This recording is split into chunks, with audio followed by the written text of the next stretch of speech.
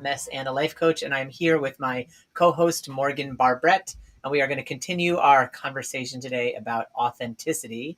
Today's topic is authenticity in the digital age, how to navigate it, how to handle it, how to best use it, how to stay authentic even when we're in an environment that's highly curated, and what those dichotomies and paradoxes mean. How can we stay true to ourselves when the whole point of social media is to only show your best side?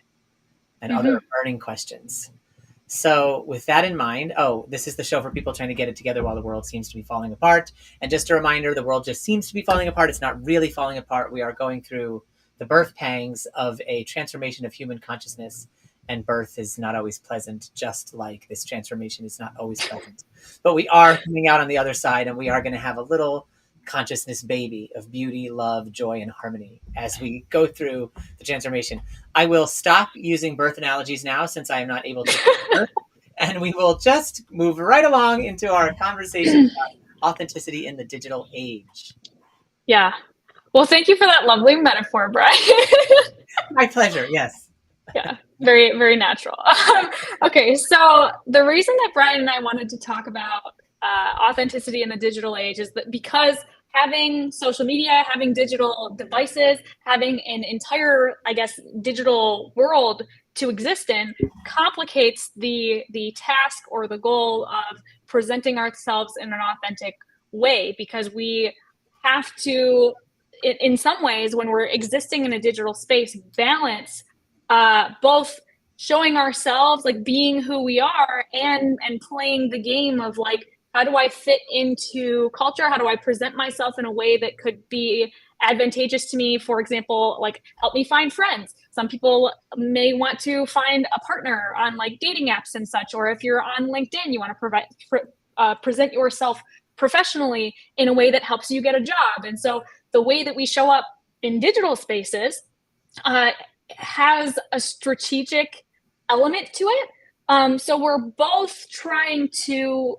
accomplish goals in existing in that space without completely sacrificing or abandoning who is it that I actually am. But it can get really confusing because when you're trying to do both, you're like, okay, like which version of myself is really real? Yeah, that is very, very complex. So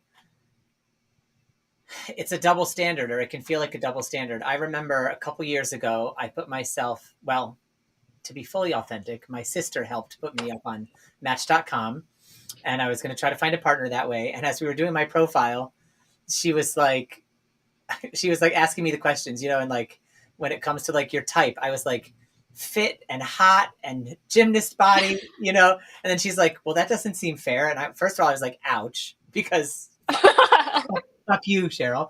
But then, second of all, I was like, okay, fine, just add in loves double standards into my description. So that was like to let myself off the hook. So I was like, my type is someone who's hot, fit, like a gymnast, and I love double standards. So I was like putting it all out there. Clearly, I wasn't taking my dating app very seriously, got very few hits, and I am still single today. But I think those are unrelated. And the point I guess I'm trying to make with this is that so that was me being authentic in a way, but it was also me sort of hiding behind a fear of putting myself out there in a very, very real way. And so we can be in a highly curated environment, or we can be in like an authentic environment with no filter whatsoever that's governed by fear. But what about the environment where we're authentic and in our integrity, and not coming from a place of selling ourselves short, but not coming from an arrogant, egotistical place, but instead just coming from like the here I am and here's what I want place? How do we manage those things? Because double standards are everywhere. False masks are everywhere, not just in culture, but even more so in the digital space. Like everybody's social media, it's like picture after picture after picture of them smiling. I mean, come on. Like, are you doing a cheek workout? You're not always smiling. Give me a break. Like, but we're not always seeing all of that. Yeah. Yeah. So, I mean, we talked last week about how even in, real life, we have this skill set of like masking of sometimes editing the way that we present ourselves to make ourselves more acceptable to other human beings. And that's something we learn to do through socialization. And then in a digital space or in a social media space, it just gives you more and more tools to be able to do that. We have filters, there's, Facetune, there's, even just choosing to retake a photo until you like it better. Or, some people do, what do you call that? Photoshop. I should know what that's called. Uh, there's like a million different ways to curate, filter, edit whatever is being presented out there. And it was already hard enough to not mask and to be authentic in the real world. And now you have this space where you can quite literally edit whatever you put out to have any particular interpretation. Yeah. So what do we do to navigate this digital costume shop when we're trying so hard to take off our costumes? So there's obviously some apps that like attempt to do this. Have you heard of Be Real, Brian? No, I have not heard of Facetune, so you're going to need to fill me in on a lot of things. Okay. So like Be Real is this app where it gives you basically, I haven't used it, but this is my understanding of it, is that it prompts you at some random point during the day, at which point you have 2 minutes to take a Be Real, which captures both a moment and a reaction, meaning whatever's like here, like selfie kind of point of view, and then whatever's happening in front of you. And so you can't retake a picture, or if you do, then it alerts your friends that you're not being real. And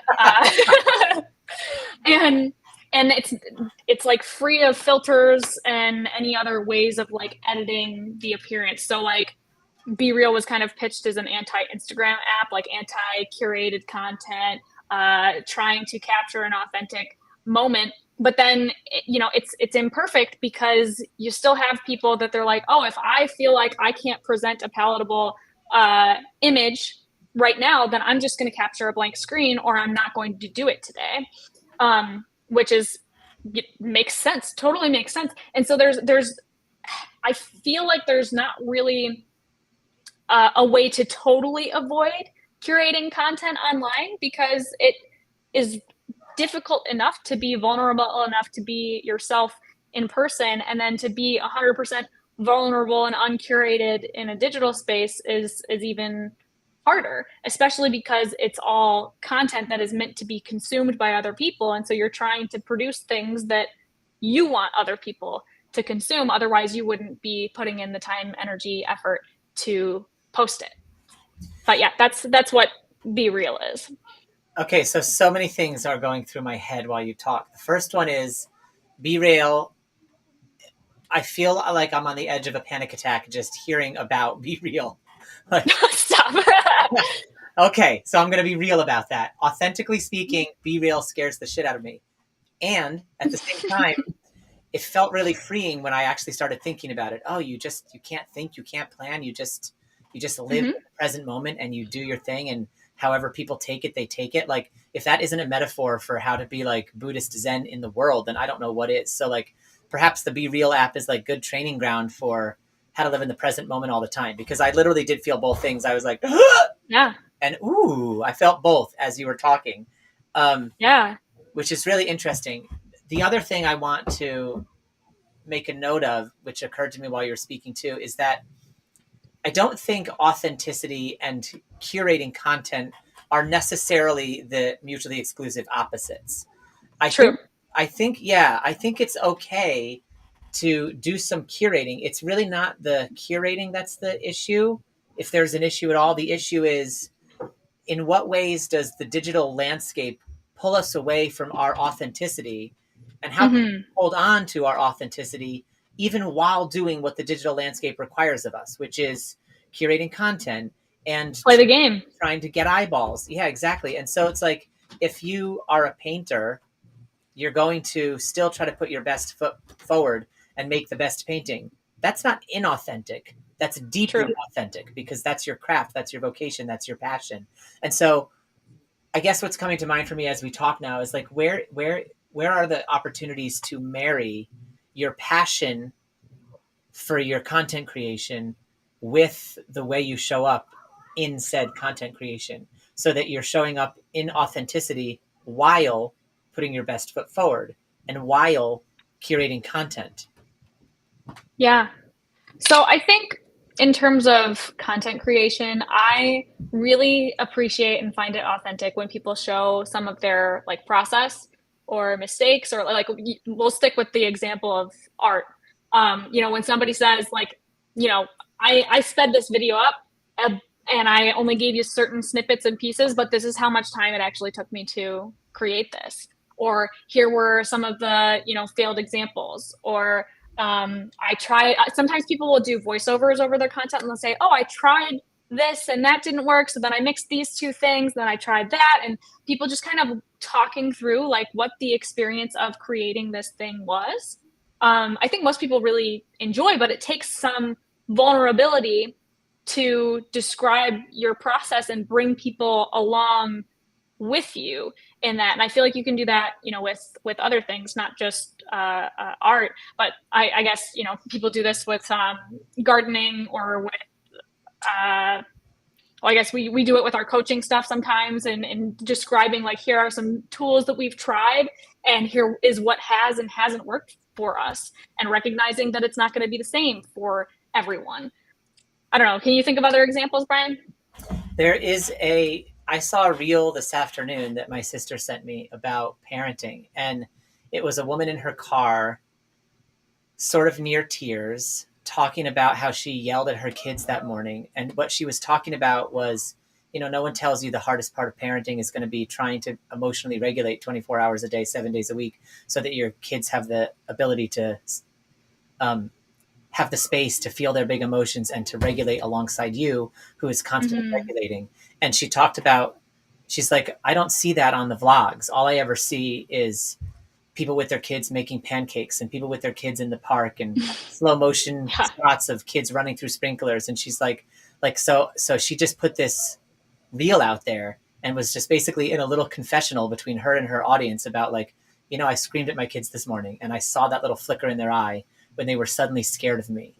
And, and I didn't like it, and I apologized, and it was okay after that. And her whole thing was like letting people see the struggle of what it was like to be a mom, and sort of highlighting that, like, I'm doing this reel because I know I'm not, she even said, I think sometimes in my head says, you're the only mom who yells at your kids. And she's like, logically, I know that's not true, but it feels true. And whenever I look to the internet for help, it feels even more true, because all I ever see is moms who basically claim to never be yelling at their kids through their highly curated social media. Which brings up another point, that people who curate their social media aren't necessarily claiming anything, but it's the message we take. So it's like, it doesn't actually matter what message a person is trying to put out there. It matters like the undercurrents that we receive. And when we swim in this landscape, this digital landscape that is highly curated, we have to have enough awareness to say, I'm swimming through illusions. And if we don't remind ourselves of that, if we don't tell ourselves, I'm swimming through illusions right now, I am in a fun house, then we will start to think the fun house is a mirror for reality. And it is not.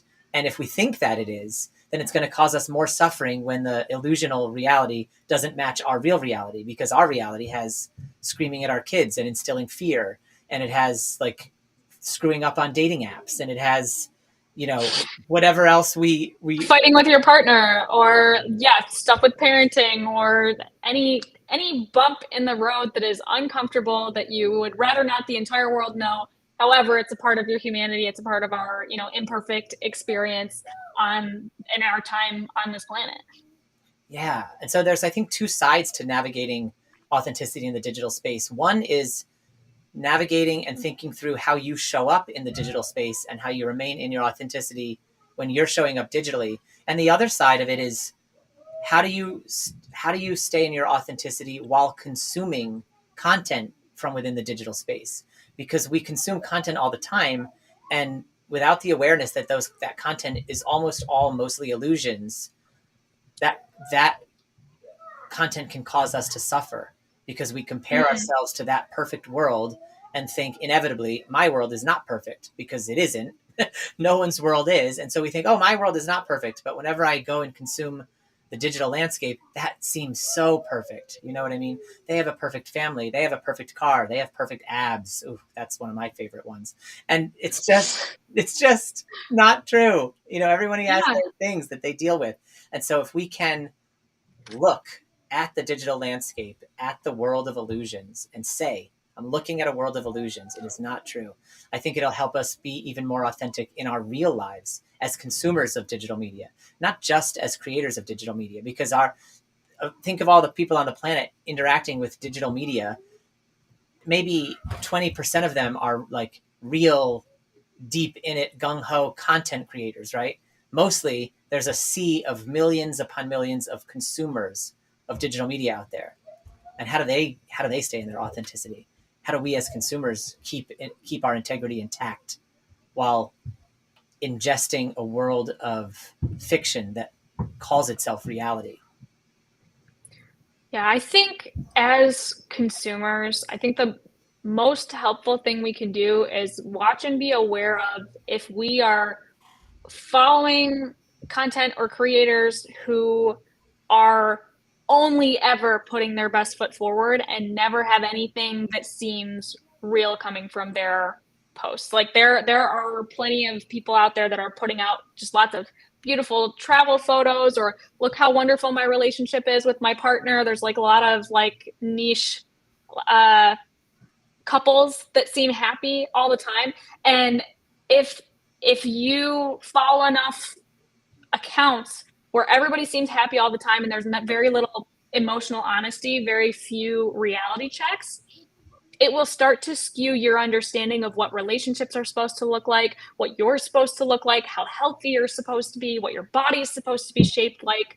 And so being conscious of if these people that I follow and I'm exposing myself to frequently, if all of their content is curated, that will start to trigger social comparison, or will start to make me feel like I am supposed to be different than I am, which then increases the pressure for you to curate your own content, increases the pressure for you to make sure that you only put your best foot forward. And that creates this cycle of needing to uh, of needing to step away from ourselves or distance ourselves from our true selves in order to feel comfortable participating in that space. Yes, it's very tempting. It becomes even more tempting to put back on the social masks almost in a mad rush. And it's not even, I think what you said is right, that we're then more tempted to curate our own content. But even more insidious than that is that when we are in the mind trap of social comparison like that, it actually makes us want to curate our life, even for the people around us in our real life. Like some people are never going Yeah. to be content creators, but they're still consuming social media. And that trap of social comparison and like I'm supposed to look different, I'm supposed to act different, relationships are supposed to be different, makes us try to make that happen in our real lives, in our lives Mm-hmm. outside digital media. And that's where it plays out in the most dangerous way, is when we're taking what we quote unquote learn from this digital Mm-hmm. landscape and thinking of it as knowledge instead of as illusions, and then trying to replicate it not just in our own social media accounts, but in our actual relationships, Mm-hmm. because that's never going to happen. So that's a very, I mean, it's scary, like not scary, like, ooh, I'm scared about where the world is headed. I mean, like in that moment when you're trying to wear a social mask that doesn't quite fit you right, it may feel scary in that moment because you don't have the protection of your integrity and your authenticity around you. You're out on a limb of some kind. Mm-hmm. Yeah, well, earlier when you said like all the concept of be real terrifies me, there basically what be real threatened for you in that moment was like, oh, I'm not going to have control over the way that people see me. And initially the fear is there, but then when you realize it's like, oh, like if I'm participating in this with other people and I don't have the opportunity to curate it, and I'm not saying that Be Real is like necessarily the solution for that or anything. I don't even use it myself, but uh, being able to have an opportunity to just exist without the thought, without the strategy, the strategic self expression that is so present in Instagram and LinkedIn and places like that that tend to have more to do with professional like hiring or marketing and things like that.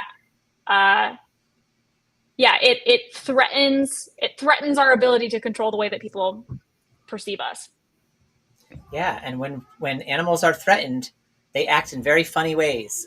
Mm-hmm. And so this is why authenticity is such a powerful thing, because our authenticity, when we're used to it, when we're used to walking around in our authenticity, and we can take baby steps to get there, it keeps us from feeling like that caged animal backed into the corner, because we're so deeply self-loving and so deeply self-gentle, because we're so authentic, that the threats from the outside are just like, oh, okay, well, that's just how you see it.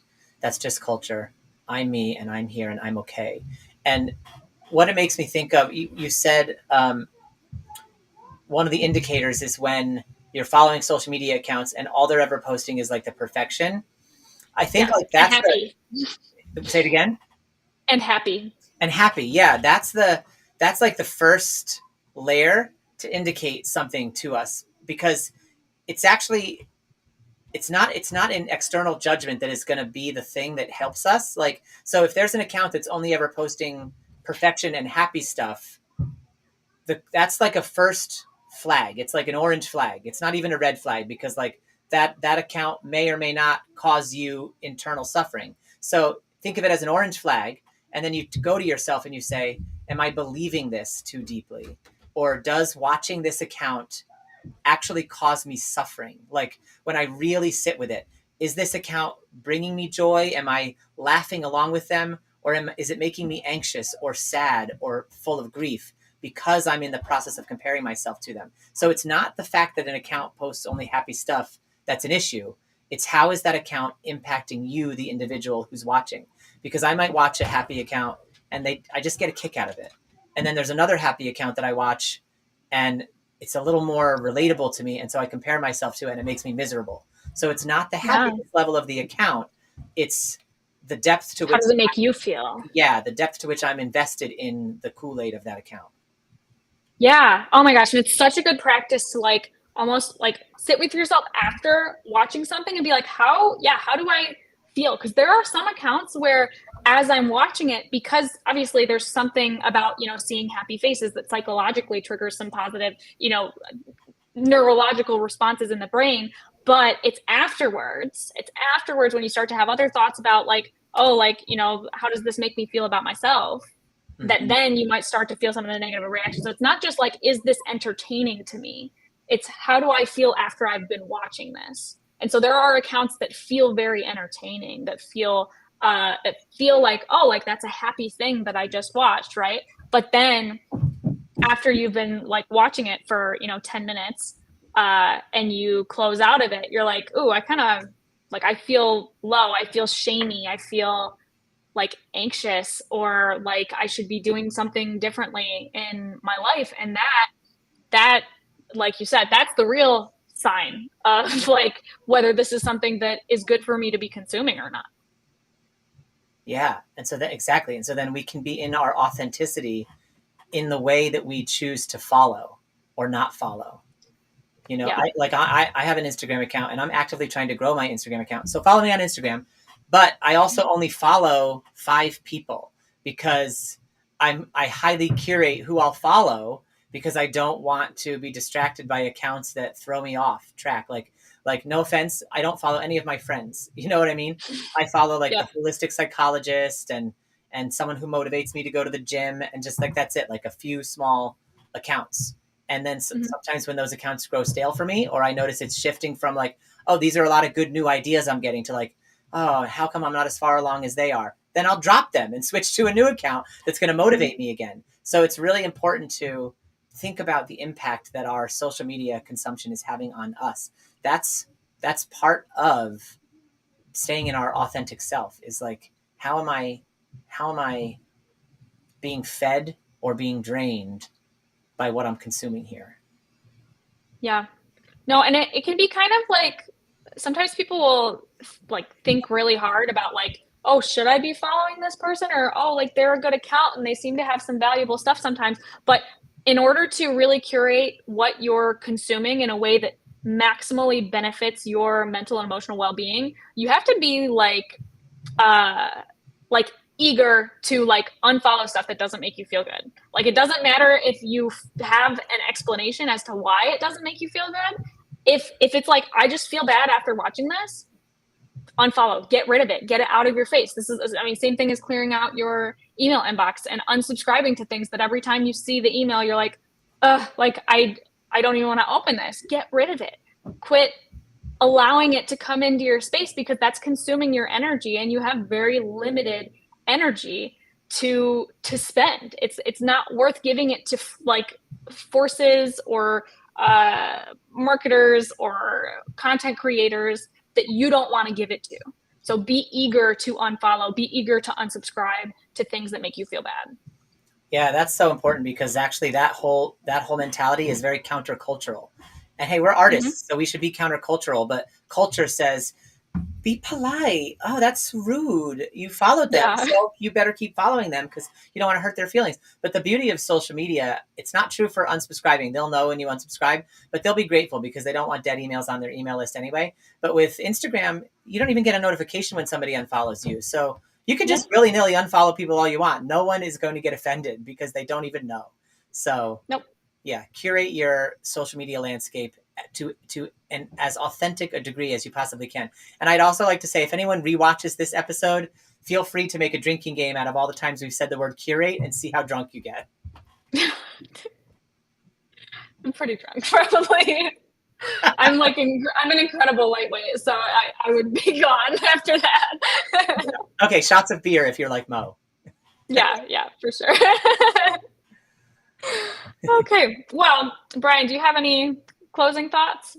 No, I feel like that's a great place to stop. And so just one main takeaway for me would be, when you're consuming social media, tune into your own awareness and tune into not just your thoughts and your emotions, but your sensational awareness, like your somatic awareness, and then follow that awareness, because reconnecting the mind to the body is one of the quickest, best, strongest pathways we have to all forms of healing and to coming back in touch with ourselves.